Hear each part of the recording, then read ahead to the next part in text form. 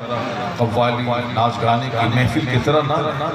یہ محفل اس زمین پہ ایسی نعمت ہے کہ فرشتے ایک دوسرے کو آواز دیتے ہیں چلو ہمارا مقصد مل گیا۔ مقصد کیا ملا کہ اللہ کے ذکر کے لیے چند لوگ جمع، کروڑوں کی آبادی میں مٹھی بھر لوگ نیک محفل میں آئے، اور اس محفل میں فرشتے بخشش کی بشارت سناتے ہیں، یہ کہتے ہوئے کہ جاؤ اللہ نے مجھے معاف کر دیا ہے، اس لیے معاف کیا ہے اگر تم نیک نہیں ہو تو جس نیک کے پاس بیٹھے ہو اس نیک کے صدقے میں اللہ نے مغفرت فرما دی۔ ہم غلط ہم گنہگار ہیں، ہم بدکردار ہیں، لیکن ممکن ہے کہ جہاں ہزاروں مسلمان جوان وہاں کوئی اللہ کا ولی اس کے ساتھ بیٹھنے کا موقع نہیں ملتا، عالموں کے ساتھ بیٹھنے کا موقع نہیں ملتا۔ دن رات میری نگاہیں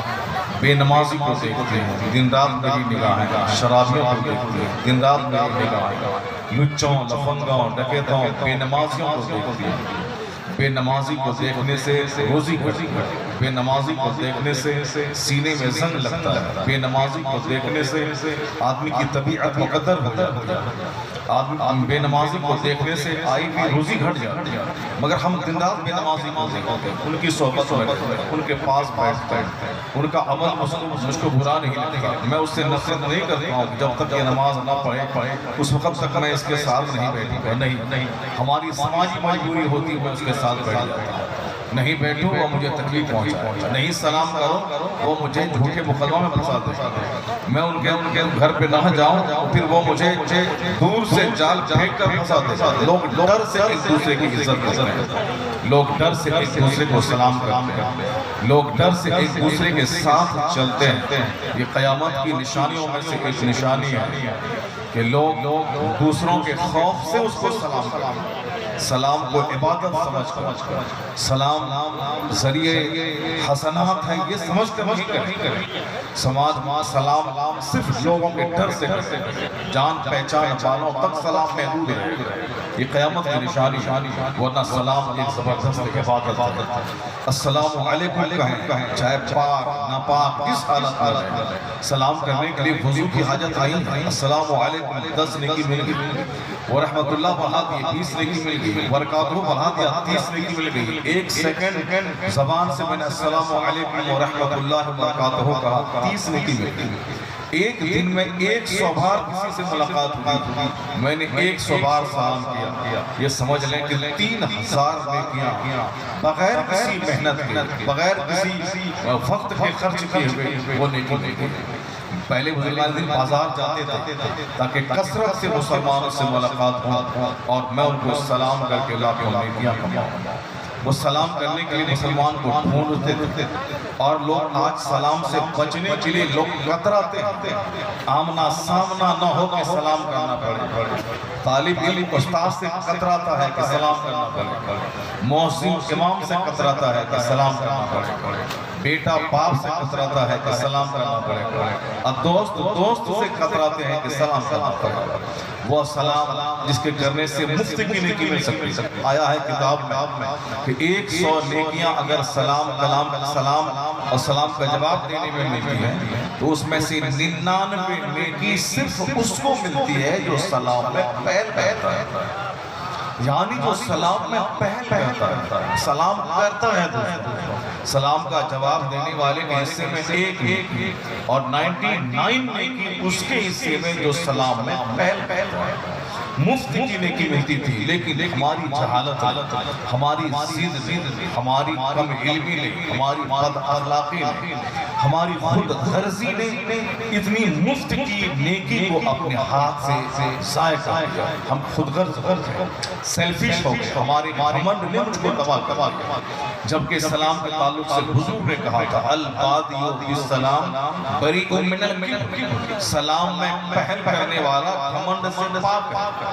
سلام پہ پہل کرنے سے سینے کا گھمنڈ مٹتا ہے، سینے کا غرور مٹتا ہے، سینے میں جو ہے میں بھی بڑا ہوں، میں بھی کچھ ہوں، میں ذمہ ہوں، میں مالدار ہوں، میں پڑھا لکھا ہوں، یہ جاہل ہے، میں کیا سلام کروں؟ یہ جو غرور ہے، یہ غرور سلام کرنے سے ٹوٹتا ہے۔ عام انسان کی عزت کرنے کا خیال دل میں پیدا ہو، جو سلام اتنے بڑے فائدے کی چیز ہے، لیکن پتہ نہیں کس کی بری نظر لگی مسلم سماج کو، اتنی بڑی نیکی جو مفت میں آ سکتی تھی، لیکن ہم نے اس کو غرور کی نظر کر دیا، ہم نے اسے مفاد کی نظر کر دیا۔ مطلب آئے تو 50 بار سلام، اب مطلب نکل گیا تو پہچانتے تک نہیں ہے کہ کون ہے، اب وہ مجھ کو پہچان دلاتے ہیں جس کو میں بار بار سلام کرتا تھا۔ قیامت کی نشانی ہے کہ نمازی گھٹ جائے، قیامت کی نشانی ہے دین کو لوگ کھیل تفریح تماشا مانتے، قیامت کی علامت ہے کہ سلام جان پہچان والوں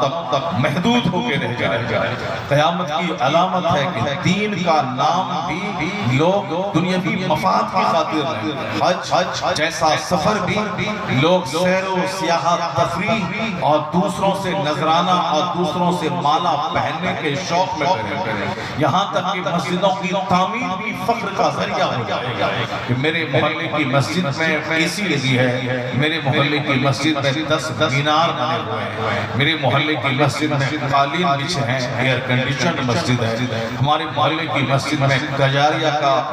ٹائلز لگا ہے، مکرانہ کا ماربل لگا ہے، نماز نہیں پڑھیں گے لوگ، صرف اس مسجد کا نام لے کر فخر اور گھمنڈ کا ذریعہ، غرور کا ذریعہ۔ بہتر ہے کہ پھوس کی مسجد ہوتی، بہتر ہے کہ مٹی میں قالین نہیں بچھتی، مٹی رہتی ہے، پتھر نہیں لگتا، بہتر تھا کہ کچی دیوار ہوتی، بہتر تھا کہ ٹٹی ہوتی، اوپر میں چھپر پہ گھاس ہوتی اور نہ کوئی چھت ہوتی، نہ کوئی ماربل، نہ کوئی ٹائلز، لیکن اگر نمازی پختہ ہوتے وہ مسجد کی سروے زمین کے لیے امن و امان کا کہوار رکھا ہے، اس مسجد کی مٹی پوری آبادی کے لیے دعا کرتی ہے، اس مسجد کی ٹٹی سے ہمارے لیے دعا نکلتی، لیکن آج وہ ماربل کی مسجد میرے لیے بد دعا کرتی ہے، وہ چھتار مسجد وہ 2-4-10 آباد کرنے کی فکر میں، مسجد میں فیران ہو، مسجد میں چاہے جامعہ کمیٹی نہ ہو، مسجد میں امام محسن نہ ہو، اس کی کوئی فکر نہیں، سارا سماج جانے مجھ کو اپنی اولاد کی فکر، داماد کی فکر، بیٹی کی فکر، اپنے گھر کی فکر، اپنی ملازمت کی فکر، اپنی دکان کی فکر، جہاں مسلمان اس قدر دین سے دور ہو اور وہ اپنی ذات بنا دیتے۔ قرآن نے وعدہ کیا ہے کہ وَلَا لَا تَحْزَنُوا، تم خم مت کھاؤ، سستی مت کرو، وَأَنْتُمُ الْأَعْلَوْنَ إِن كُنتُم مُؤْمِنِينَ، کامیابی کا تاج تیرے سر پہنایا جائے گا، شرط ہے کہ مومن بن جاؤ۔ قرآن کریم نے کامیابی کی ضمانت مجھ کو دی، قرآن کریم نے بادشاہت اور خلافت کا وعدہ ہم سے کیا، اللہ نے عزتوں کی بات ہم سے کی، عزت میرے لیے، سلطنت ہمارے لیے، اللہ نے اپنا وعدہ سچا کر کے دکھلایا۔ ہندوستان جیسی سرزمین پہ 1000 سال تک اللہ نے اپنے محبوب کے غلاموں کو اس برہمنوں، راجپوتوں، دلتوں کے ملک میں جہاں کے راجاؤں کی سلطنت تھی، کئی ہزار راجہ پورے بھارت بھر میں پھیلے ہوئے تھے، ایک ضلع میں 5 راجہ، ایک راجہ کے ادھین میں 100 دیہات ہوا کرتے تھے، یعنی ہندوستان کی جو ابھی موجودہ شکل ہے، یہ شکل دینے والا کون ہے ہندوستان کو؟ جس ہندوستان میں آج برما کے کنارے سے لے کے بنگلہ دیش، پاکستان، سری لنکا اور نیپال اور افغانستان تک جس ہندوستان کی چوہدری لگتی تھی، یعنی برما کا کچھ حصہ ہندوستان میں تھا، سری لنکا میں کچھ بھاگ ہندوستان میں تھے، افغانستان میں کابل و قندھار تک کا حصہ ہندوستان میں تھا، جس ہندوستان میں پاکستان اور بنگلہ دیش شامل تھا، یعنی وشال ہندوستان، مہان ہندوستان، یہ آج سے 500 سال 800 سال پہلے راجاؤں کا ملک تھا، راجاؤں کی الگ الگ دنیا ہوتی تھی، 100-200 دیہات پہ اس کا قبضہ ہوتا تھا۔